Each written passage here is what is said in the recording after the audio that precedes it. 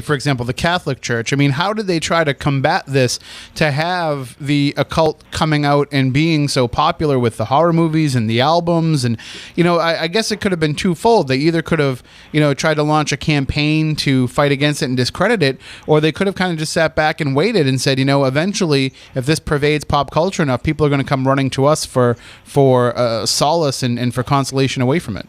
Yeah, I think that was part of the complication of this, and certainly that was true with The Exorcist, is that a lot of these movies and books that were invoking the idea of Satan and the devil or witchcraft, really, they all seem to bear out basically a Christian or Catholic philosophy that there is a heaven and a hell and that the devil is real, which means God is real. So in a sense, it was reinforcing those Christian beliefs. It was just coming at them from the other side. So in some ways, Christians or Catholics really did kind of benefit from the occult boom, since it made their position seem all the more strong. It seemed like, and a lot of people did see these scary movies or react to some scary news story or some idea about Satan and the devil, and it made them turn to the church for comfort or protection.